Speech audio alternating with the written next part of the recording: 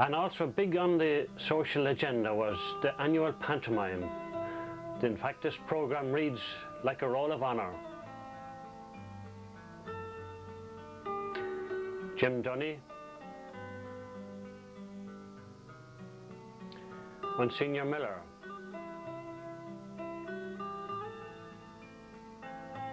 and the very talented producer Andy Byrne, Kathleen Hall, Larry Bradley, Pauline Harrigan, Larry Hannon, Paddy Dempsey, Paddy O'Leary,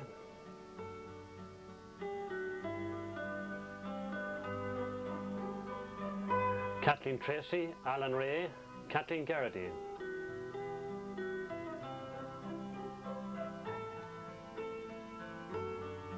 This Robinson Crusoe photo, we have Kevin Barry, Paddy O'Leary and Paddy Dempsey.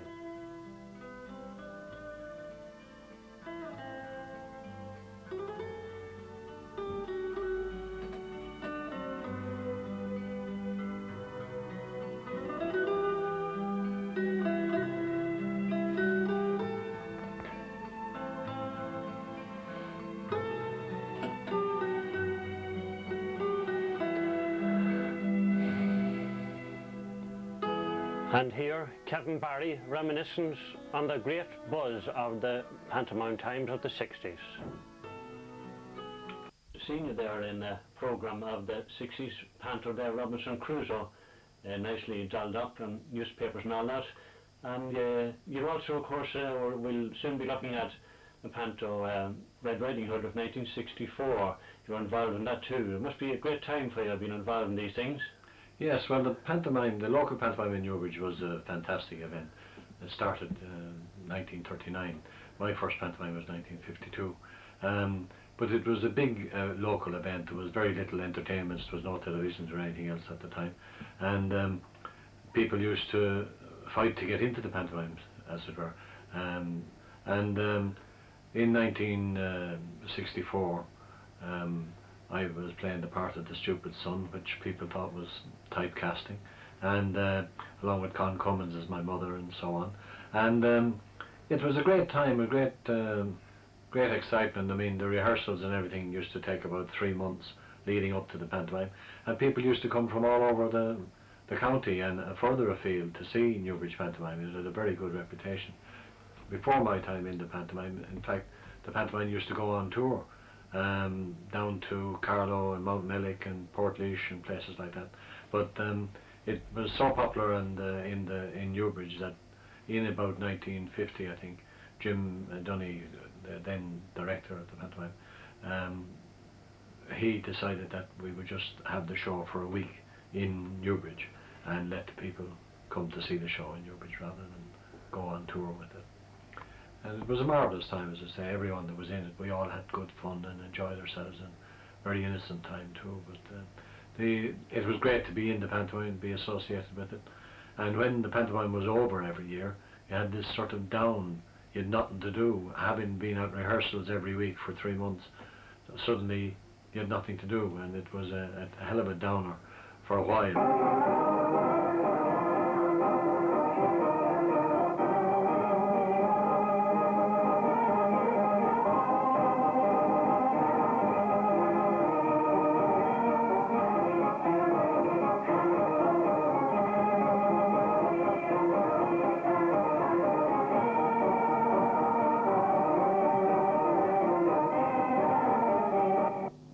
Rita Hall there as the principal by.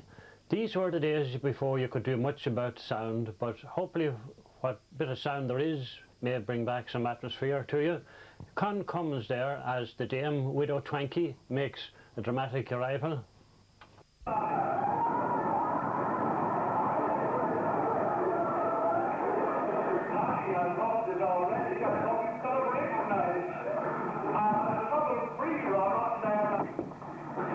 Kevin Barry here as Widow Twankey's son. Kevin is a good all-round man, and it takes a good actor to put over the foolish son in an amusing way, which he does very well.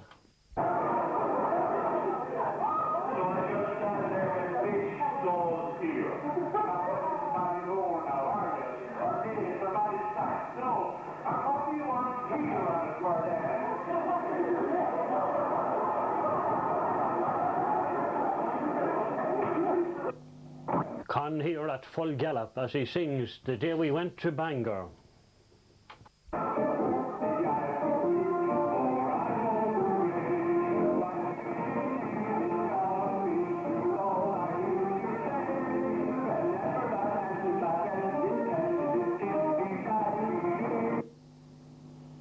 The inimitable Larry Hannon and Mick O'Keefe as Smash and Grab, getting all set for some hilarious mischief.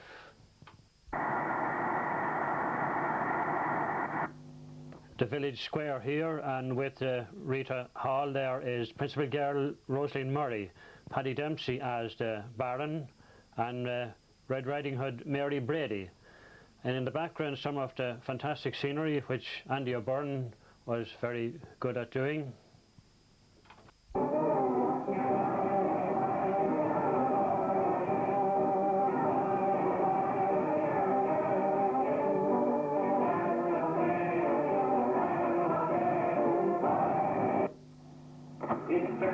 Con Cummins here having a confrontation with Customs Officer Jack Scanlon, who also played the Wicked Wolf.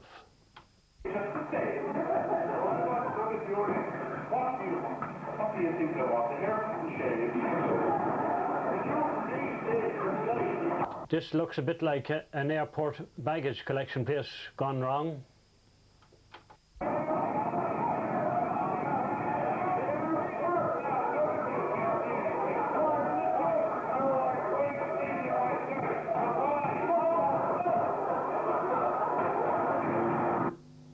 And here we have Loretta Corcoran, Teresa Welsh, Barney Moore, Pam Kennedy and Angela Morn.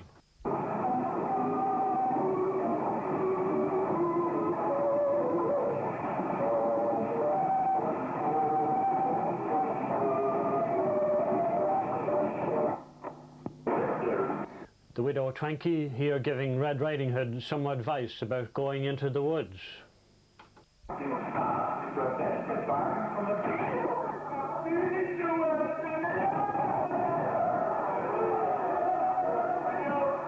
The widow Twankey and son here in a moment of hilarious anguish.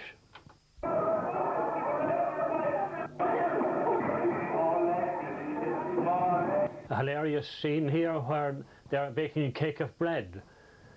Excellent cuisine, but I forgot to wait for a piece of the bread afterwards. Larry Hannon here giving the foolish son some advice about approaching girls, God help us.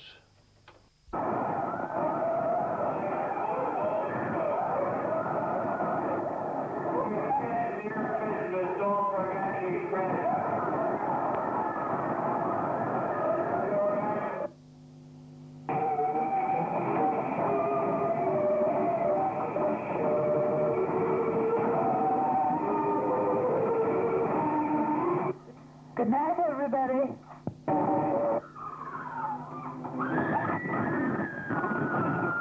The Beatles are here. Jack Hayes, Justin Brady, Kevin Barry and Michael Hanley giving a very good impression of the famous four.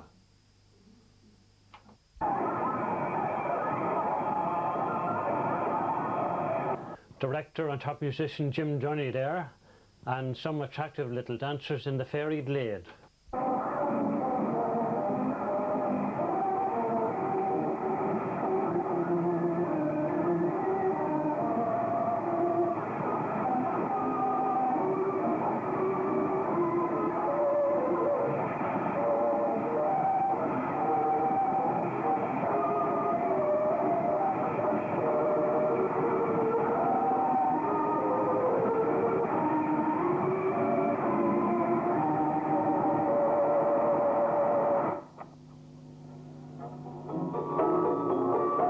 Kay Geraghty on the right there, a second principal by, a discussion here about the various goings on.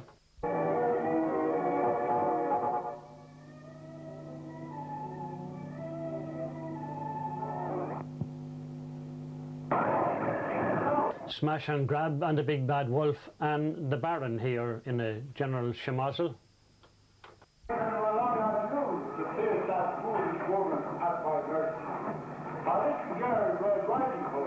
Is on our way to the woods now. I leave the rest to you. An impressive musical scene here, and Sonny Gent makes an impressive figure there in the background. Jack Lavelle, of course, was always a man of many parts in the entertainment world, and these days were too early to project his rich, deep voice.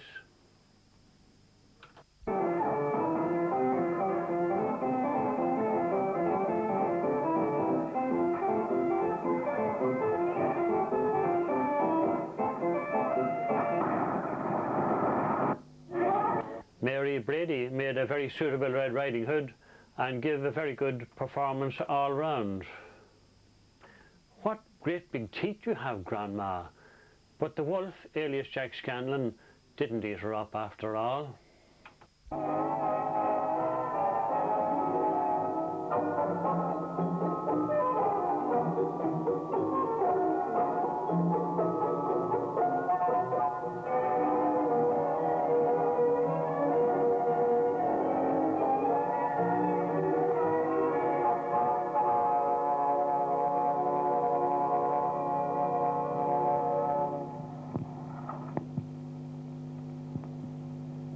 Kathleen Tracy here giving a song, Secret Love, and she has been a great supporter of the pantomime for some years.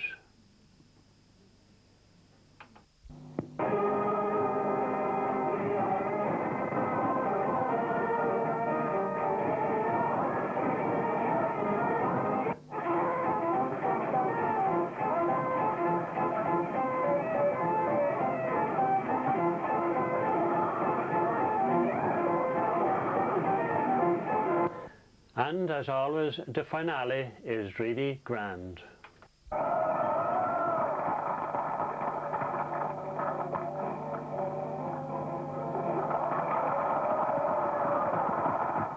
Well, Marie Milan, you played a big part in these pantomimes over the years, and certainly ladies in general had a big share of the work in them, from the point of view of you know, the majority of ladies would be the dancers, and then you're in the chorus also, and then you had, of course, the parts of the casting. The casting itself would have a lot of ladies in it, and it was a great buzz, and you all played a great part. Oh yes, yes we did. In the very early days, when I came into the pantomime as a child, the late Lottie Dunny would have been the choreographer. She herself had been on the chorus line of the pantomime, and believe it or not, the dance routines in those days were very, very good, even when you compare them to now. And we were rather lucky too in having a producer of the calibre of Jim Dunny, and then that wonderful artist himself who did all the scenery, Andy Byrne. In 1947, when I was Red Riding Hood, that was my first year in the pantomime, and Andy Byrne and the late Larry Hannon arrived in the following year. Babes in the Wood was 1948, and really the scenery improved, and Lottie was still doing the dancing until Miss Gunn arrived on the scene. But through the years we've had some lovely ladies in the chorus, some lovely principal girls. It's been a wonderful experience for me and people like me. Yes, you're renowned yourself as a great soloist, and perhaps you'd like to give us a ditty of some of well, that I air. suppose I could set the scene for you. The opening of the pantomime was, well, the pantomime script was very simple, and we were very lucky to have the late Larry Hannon, who could bolster the script and pad it and fill it out. But invariably the pantomime opened on the village green, and you had all the beautiful ladies dancing on the green, the chorus girls, and they would dance and sing to something like the following. The sun is a-shining to welcome the day, with a hey-ho, come to the fair. The folks are all singing so merry and gay, with a hey-ho, come to the fair. All the stalls in the green are as fine as can be, with trinkets and tokens so pretty to see. So it's come then, maidens and men, to the fair in the pride of the morning. So deck yourself out in your finest array, with a hey-ho, come to the fair. Maidens and men, come to the fair in the morning, with a hey-ho, come to the fair. And so enter the Baron, and there'd be right commotion then after that. That was invariably the opening chorus of the pantomime. Well, that was great. Over the years, Newbridge, very much indebted to you for both your work and the quality of your voice. And thank you very much, Marie. God bless you and thank you. And in the 60s, Christy Moore was beginning to make a great name for himself, here with Planxty and Donal Lunny.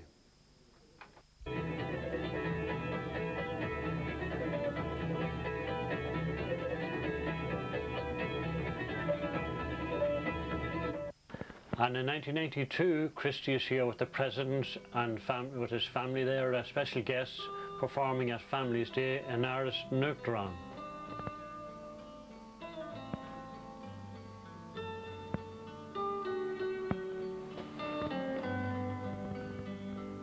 And a big social event was the annual